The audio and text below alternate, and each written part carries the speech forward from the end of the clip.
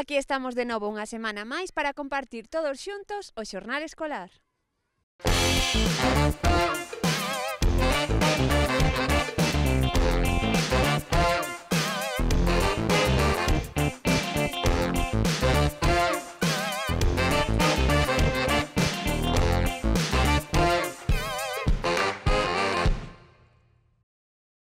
Imos a dedicarlle esta primeira parte do programa a unha persoa moi especial que esta semana celebrou o seu día. Vai ser Uxía, alumna do Colexio San Pío X, a encargada de poñerlle voz a este vídeo elaborado coa técnica Draw My Life. A ver se adiviñades de quen estamos falando.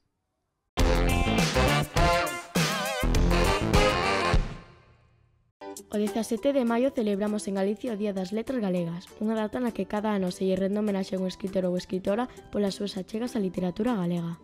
Grazas ao equipo de TikiTac, os nosos debuxantes favoritos de YouTube e a Fundación Rosalía de Castro, hoxe imos aprender unha morea de cousas sobre unha figura moi importante e a quen se lle dedicou por primeira vez esta data tan especial. María Rosalía Rita de Castro, máis coñecida como Rosalía de Castro, foi unha escritora galega, poeta e narradora. Está considerada un dos grandes expoñentes da literatura española do século XIX e unha das figuras clave do Rexurdimento, movemento que recuperou e revitalizou a nosa lingua como vehículo de expresión social e cultural tras un longo período de decadencia.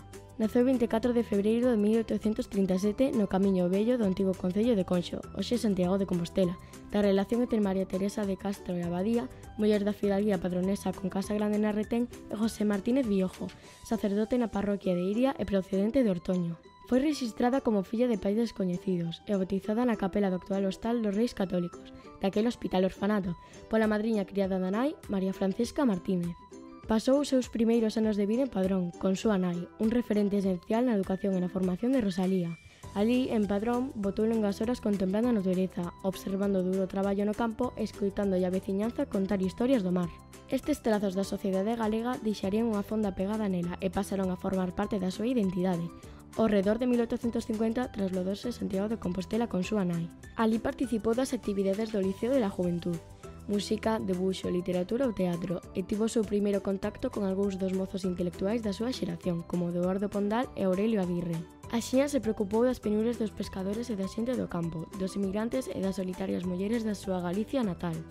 En abril de 1856, Rosalía viaxou a Madrid e instalouse na casa dos familiares. O ano seguinte da súa chegada á capital publicou La Flor, un folleto de poesías escrito en castelán que foi ben recibido polos escritores galegos. Entre eles atopábase Manuel Murguía, que eloxiou a súa obra no xornal La Iberia.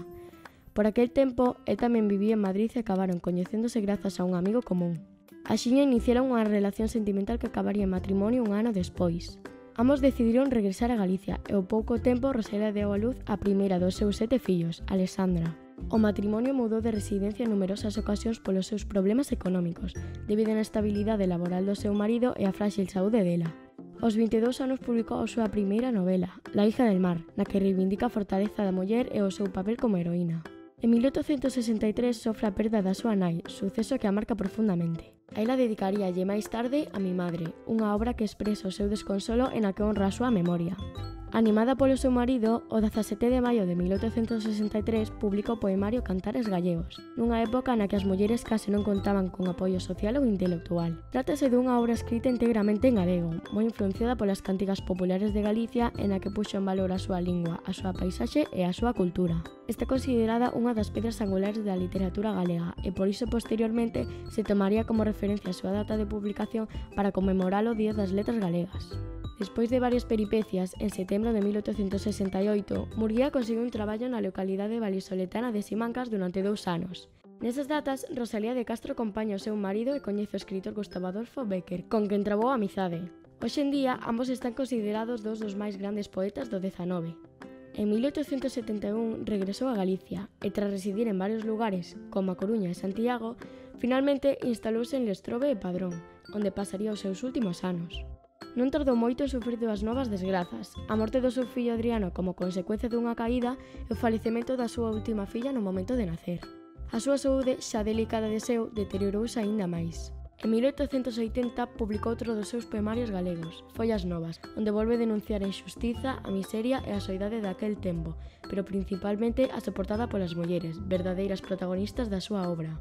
Tamén escribiu sobre grandes temas universais como a angustia de vivir e mai la morte. A súa última obra titulouse Nas orillas del Sar, escrita en castelán, pero onde Galicia segue sendo protagonista. Un ano despois, o 15 de xullo de 1875, Rosalía de Castro faleceu de cancro na casa da Matanza, en Padrón, a súa última residencia. Nos seus momentos últimos pediulle ás fillas: "Abrid a fiestra que quero ver o mar da liberdade que la cantara na súa obra". Os seus restos descansan hoxe no Panteón de Galegos Ilustres en Bonaval, Santiago de Compostela. Son os dunha escritora que estivo á beira da súa terra e do seu pobo, e que por iso hoxe é unha das grandes referencias para Galicia e de Galicia no mundo.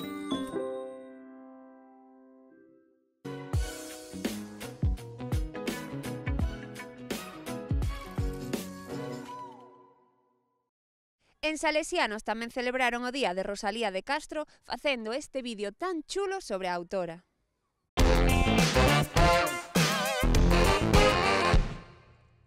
É unha muller galega, é a escritora máis coñecida de Galicia, a primeira que adicaron o Día das Letras Galegas.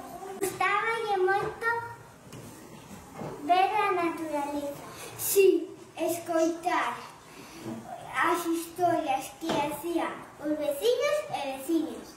E preocupáballe tamén o que lles pasaba. Isto é un exemplo para as mulleres. Si, e tamén para os galegos. Xa sabedes de quen falamos. Rosalía de Castro! Hoxe é un día moi especial para as galegas e os galegos, porque hoxe celebramos o Día de Rosalía. Esta efeméride que se ven celebrando desde o 2011 pretendía no seu momento de festexar a literatura e o libro galego. Mas, como se di, nos Sermos Galiza, a cidadanía levou esta celebración a un lugar máis amplo onde conviven a conmemoración e o impulso transformador. Orgullo de pertencer a unha cultura e as reivindicacións sociais e políticas. O 24 de febreiro é xa unha data na que a sociedade galega se contempla a sí mesma para entenderse e recoñecerse. Para festexar unha identidade máis sempre en causa, máis sempre resiliente. Para nós, como galegos e galegas, Rosalía é moito máis que unha escritora do século XIX. Por moito que se son as figuras chave do Rexurdimento, para nós Rosalía é todo un referente. Porque foi unha amante defensora da súa terra. Porque estivo atento ao sufrimento da xente, do seu povo e soubo denuncialo con valentía. Porque entendeu que o galego, a lingua do seu povo, a súa lingua, era a súa maneira de interpretar o mundo, de crealo e de expresalo por medio dele. Porque sendo muller soubo reivindicar o seu lugar nunha sociedade dominada fundamentalmente por homes. Porque soubo adaptarse a situacións e pese a súa débil saúde logrou sair adiante nos momentos de dificultade. As mozas e os mozos comprometidos con Galicia e co galego debemos achegarnos a Rosalía desde a nosa mirada desprexuizada para coñecer máis sobre ela, para continuar o seu labor e traballar cada día para lograr o rexurdir da nosa terra, da nosa cultura e da nosa fala. Temos nas nosas mans a posibilidade de descubrir a súa vida e a súa obra a través dos seus escritos, a través de estudos sobre ela, a través da música e das múltiples representacións artísticas. Tamén a opción de levar a cabo pequenas ou grandes accións que recorden a Rosalía e a actualicen. Memoria e vanguarda unidas da mar. E todo isto podemos vivilo cara dentro como pequena gran revolución interior e cara fora dando a coñecer aquilo do que nos sentimos orgullosos. Terra, xentes, cultura, fala... Porque se, como conta Anxo Angueira, unha compañía aérea escandinava decidiu batizar un dos seus avións co nome de Rosalía de Castro, porque lles poñen os seus aparellos os nomes de xente pioneira. E ela foi unha pioneira na defensa das mulleres, dos dereitos sociais e dunha cultura e dunha lingua que estaban asoballadas e minorizadas. Se eles saben recoñecer a valía da nosa Rosalía, como non habemos de saber recoñecelo e dalo a coñecer nós. ¡Feliz Día de Rosalía! E hoxe a gozar do saboroso caldo de gloria no xantar.